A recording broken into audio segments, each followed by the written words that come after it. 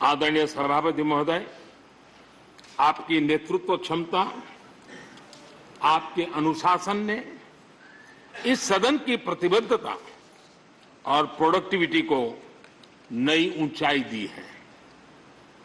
आपके कार्यकाल के वर्षों में राज्यसभा की प्रोडक्टिविटी 70% बढ़ी है। सदन में सदस्यों की उपस्थिति बढ़ी है। इस दौरान करीब 177 बिल पास हुए या उन पर चर्चा हुई, जो अपने आप में कीर्तिमान है। आपके मार्गदर्शन में ऐसे कितने ही कानून बने हैं जो आधुनिक भारत की संकल्पना को साकार कर रहे हैं।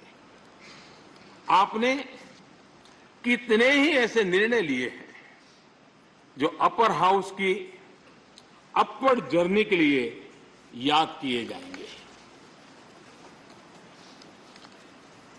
सचिवालय के काम में और अधिक एफिशिएंसी लाने के लिए भी आपने एक समिति का भी गठन किया। इसी तरह राज्यसभा सचिवालय को सुव्यवस्थित करना, इंफॉर्मेशन टेक्नोलॉजी को बढ़ावा देना, पेपरलेस काम के लिए ई ऑफिस सिस्टम को लागू करना, आपके ऐसे कितने ही काम हैं जिनके जरिए उच्च सदन को एक नई ऊंचाई मिली है। आदरणीय सभापति महोदय, हमारे यहां शास्त्रों में कहा गया है, न सा सभा यत्र न सन्ति वृद्धा न ते ये न वदन्ति धर्मम। अर्थात जिस सभा में अनुभवी लोग होते हैं वही सभा होती है, और अनुभव लोग वही है जो धर्म यानी कर्तव्य की सीख दें। आपने मार्गदर्शन में राज्यसभा ने इन मानकों को पूरी गुणवत्ता से पूरा किया है। आप माननीय सदस्यों को निर्देश भी देते थे और उन्हें अपने अनुभवों का लाभ भी देते थे, और अनुशासन को ध्यान में रखते हुए प्यार से डांटते भी थे। मुझे विश्वास है कि किसी भी सदस्य ने आपके किसी भी शब्द को कभी अन्यथा नहीं लिया।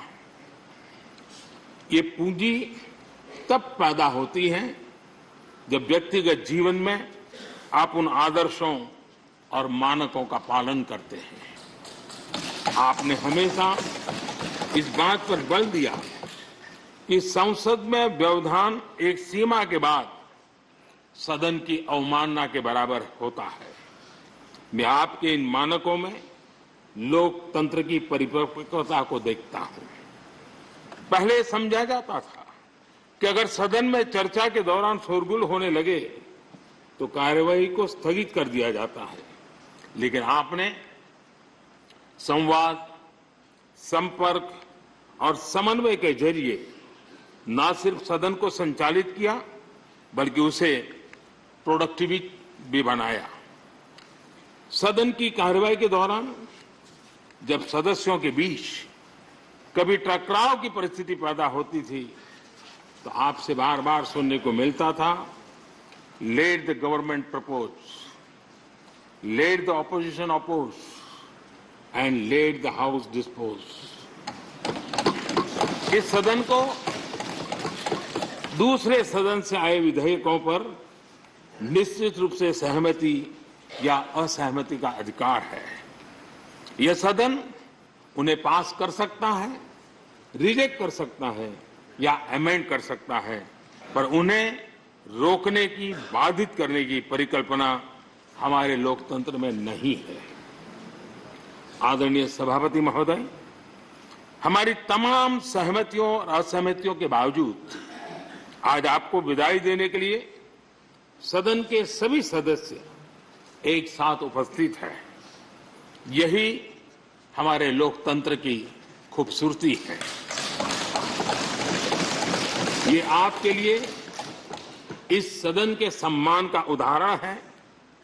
मैं आशा करता हूं कि आपके कार्य आपके अनुभव आगे सभी सदस्यों को जरूर प्रेरणा देंगे।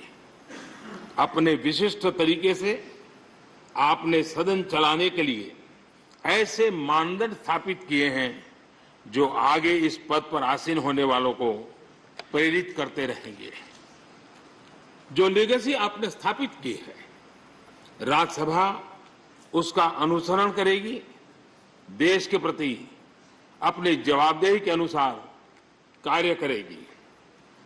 इसी विश्वास के साथ आपको पूरे सदन की तरफ से, मेरी तरफ से अनेक अनेक शुभकामनाएं देता हूं और आपने देश के लिए जो कुछ भी किया है, इस सदन के लिए जो कुछ भी किया है, इसके लिए सबकी तरफ से ऋण स्वीकार करते हुए मैं आपका धन्यवाद करता हूं। बहुत बहुत शुभकामनाएं।